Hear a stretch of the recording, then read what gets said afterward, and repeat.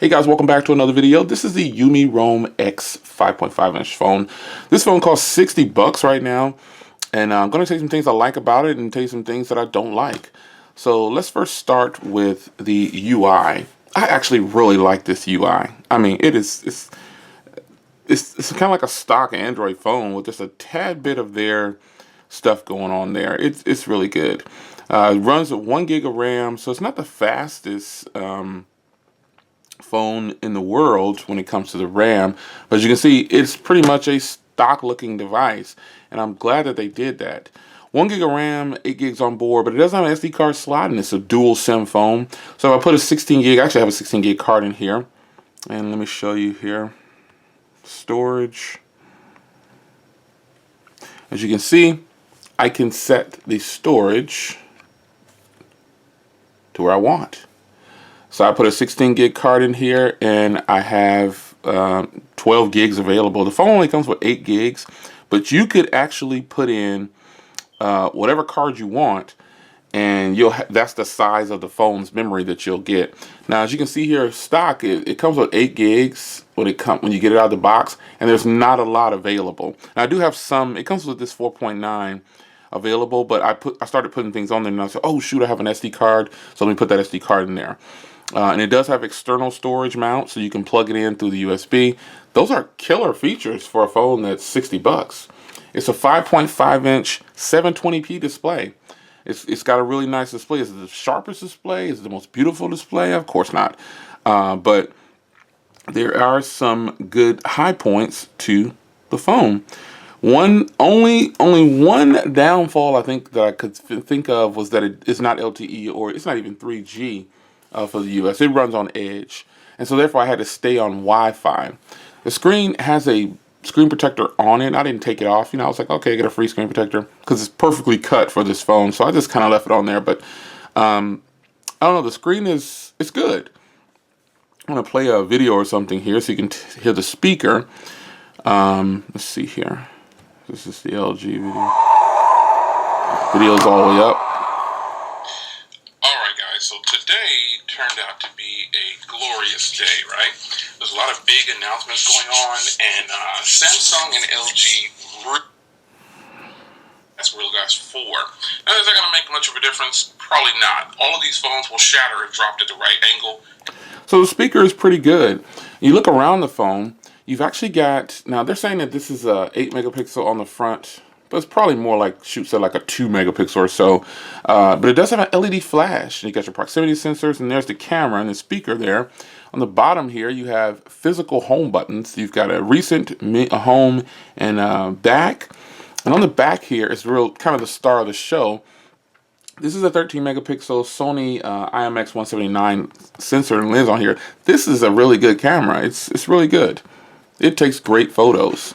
And then you've got some branding down here. Now you can remove this back. And if I didn't tell you, this phone has a full metal body with the exclusion of this back. So looking at the phone itself here, it's got a removable battery, dual SIM cards, and an SD card slot. And other than that removable back, this is a metal body. And you can kind of get a sense of these antenna lines up here and down here. This is a good buy for 60 bucks. If you're a person who's going to be on Wi-Fi pretty much all the time, it should be okay. Now, the speaker grills here are not dual speakers. It's just one speaker, but you got your USB charging sink in the middle. You've actually got a little microphone on the front here. I've never seen anything like that before. But that's pretty much it. Volume rocker and power button. And the phone it looks snazzy. Yeah, I labeled my unboxing as though it was the Samsung Galaxy S7 clone, because I knew what the Samsung Galaxy S7 would look like. And it's got the curved back like the Galaxy S7.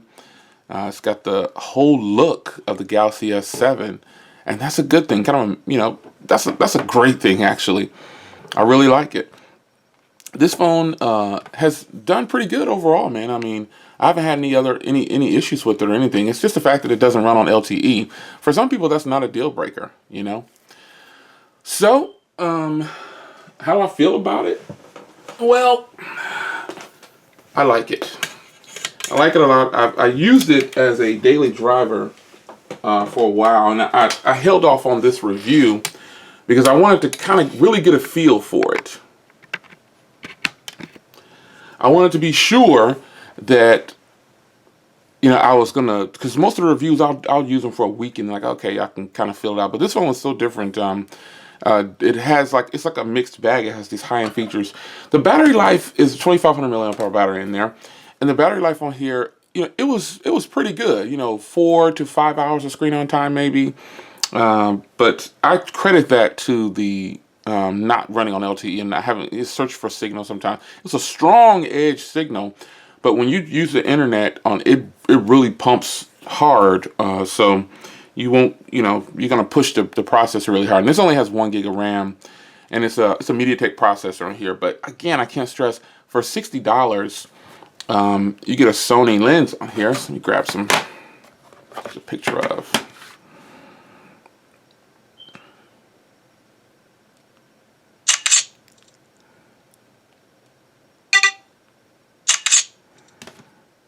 Let's get the note here. It's a little slow to focus, but $60. Let me grab the Lumia 640.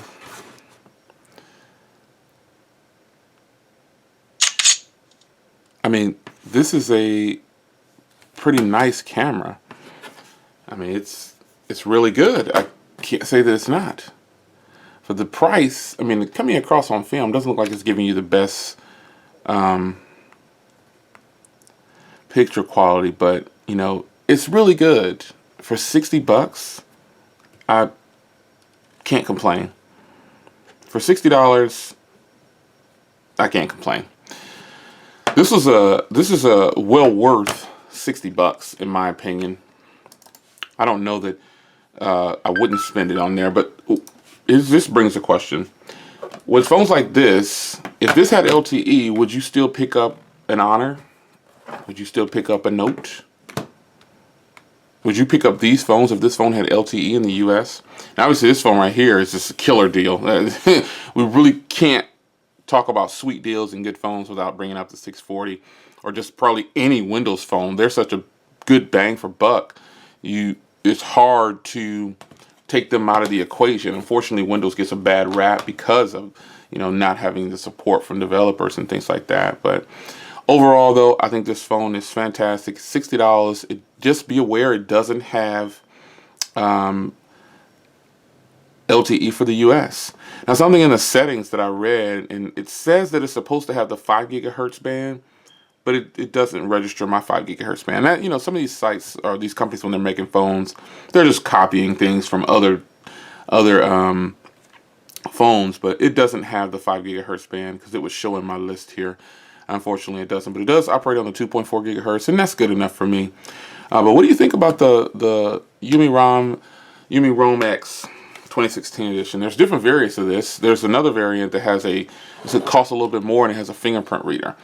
And a bigger battery, I believe, but those aren't really things that I need. So, but yeah, I think this is fantastic. This is a great phone. What do you think about it? This is a real quick review for you because I really wanted to get this over with.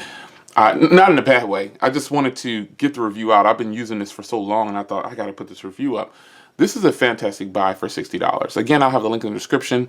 And so be sure to hit the link in the description. If you can deal with not having LTE or 4G or 3G, Edge is strong. You'll always have a signal for phone calls everywhere you go. Picture mail, text, all that'll work flawlessly. It'll just be a little slow on the internet. So, it's your man Jay Will. This is the UMI ROME X 5.5 inch edition, 2016. I'll see you guys in the next video. Take care.